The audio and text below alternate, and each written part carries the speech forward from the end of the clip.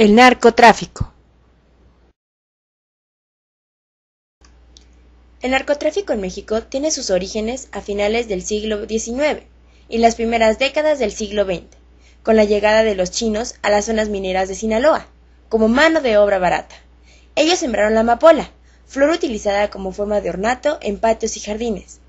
Durante la década de los 20 del siglo XX, la crisis minera en el norte del país trajo consigo el uso de la amapola como droga, creciendo el uso del opio en esas zonas, y que originó la extensión de plantíos en el hoy famoso Triángulo Dorado de la droga, Sinaloa, Chihuahua y Durango. Estados fabricantes de la heroína para el consumo de los estadounidenses que regresaban de la Segunda Guerra Mundial. En los años 70 es cuando se consolidan las familias de narcotraficantes, los Favela, Fonseca Carrillo, Caro Quintero y Payán. Aunque ya en estos años se afirmaba que Raúl Salinas Lozano, padre de los hermanos Salinas de Gortari, era el gran padrino de las drogas en México.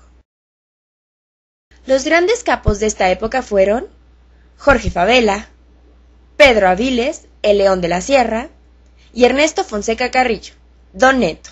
Junto a estos capos crecen en paralelo jóvenes narcotraficantes de los que destacan Rafael Caro Quintero, Juan José Esparragosa Moreno, alias El Azul, y Rubén Cabal.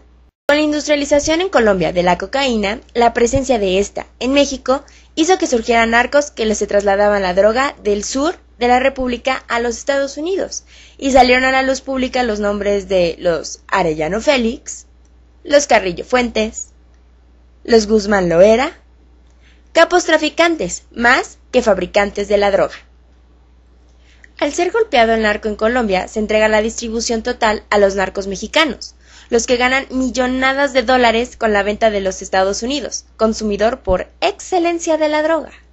Pero la bajada en los precios de la droga y la reducción del consumo de los Estados Unidos ha sido uno de los factores de guerras de los cárteles mexicanos por la conquista del mayor mercado estadounidense y nacional.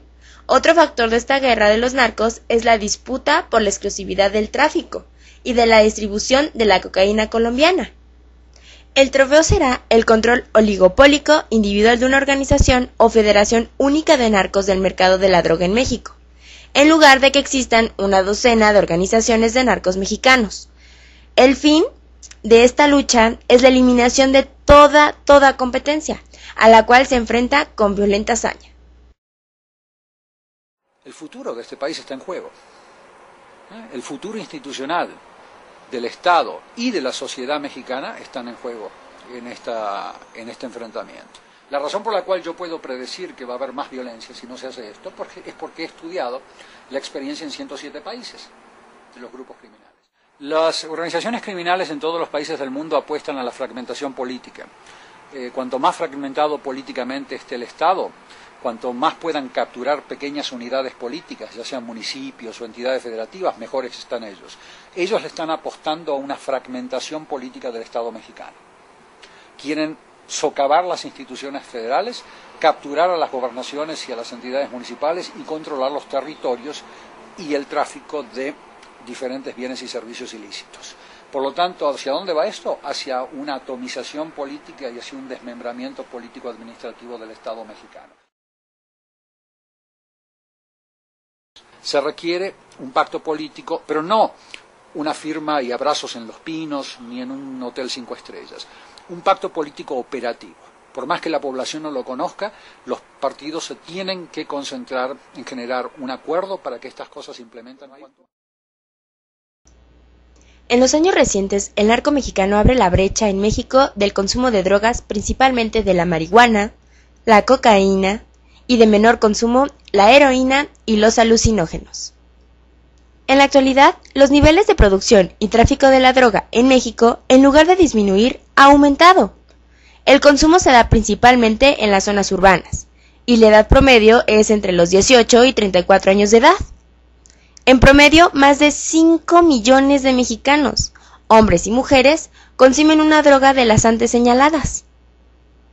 Las ciudades de mayor consumo son Tijuana, Ciudad Juárez, Guadalajara y Ciudad de México.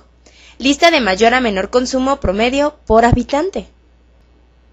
El aumento del consumo de las drogas es reciente, ya que subió un consumo promedio de 3.5 millones a 5 millones en el 2008, con una tendencia mayor a los años de 2006 al 2008, originada por la disminución del consumo y del tráfico de drogas en los Estados Unidos.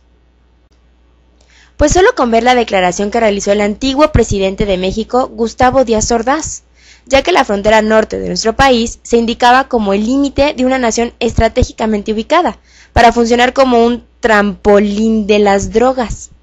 Alguna vez el presidente Gustavo Díaz Ordaz, al ser entrevistado por una periodista estadounidense sobre qué pensaba acerca de que Ciudad Juárez funcionara como un trampolín de las drogas, el presidente mexicano contestó: "No se olvide, señorita, que si existe un trampolín es porque hay una alberca". En México, la disputa por el control de los territorios se libra entre 8 cárteles de la droga, que operan en todo el país y que consolidaron sus proyectos de expansión y se convirtieron en grupos organizados transnacionales.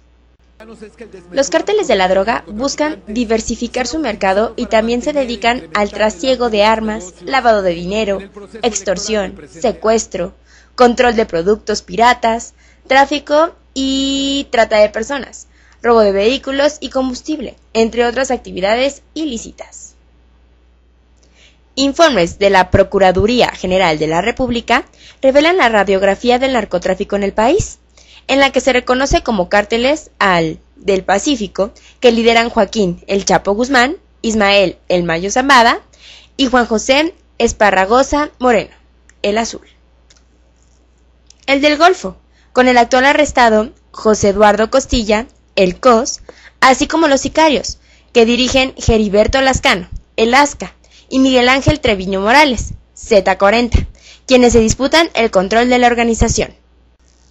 También se encuentran los cárteles de los Arellano Félix, al mando de Fernando Sánchez Arellano, el ingeniero o alineador, sobrino de los fundadores de la familia michoacana, bajo liderazgo de Dionisio Loya Plancarte. Los Caballeros Templarios, de Servando Gómez Martínez, el Tuta, y Enrique Solís Plancarte, el Quique, como jefes. Los Beltrán Leiva, que comanda Héctor Beltrán Leiva, el H, y Francisco Hernández García, el 2000, y el cártel de Juárez de Vicente Carrillo Fuentes, el Viceroy. Pero tras haber mencionado todos los cárteles anteriores, y a pesar de la lucha antinarcotráfico del gobierno de Calderón, en la que 22 de los 37 líderes y operadores más buscados fueron detenidos, de marzo del 2009 a la fecha, en los últimos años los 8 cárteles mexicanos consolidaron su internacionalización. Un reciente informe de la PGR revela que las organizaciones transnacionales mexicanas operan y tienen alianzas en 16 países del hemisferio. El Cártel del Pacífico del Chapo Guzmán se registra como el más grande, ya que expandió su presencia en 13 naciones del continente: Canadá, Estados Unidos, Guatemala, El Salvador, Honduras, Belice, Ecuador, Costa Rica, Colombia, Perú, Chile, Argentina y Venezuela. Quedando por último decir que el narcotráfico en México, en vez de ser un problema pronto a resolver, tiene bastante futuro comercial, y no solo en nuestra nación, sino en innumerables naciones alrededor del globo.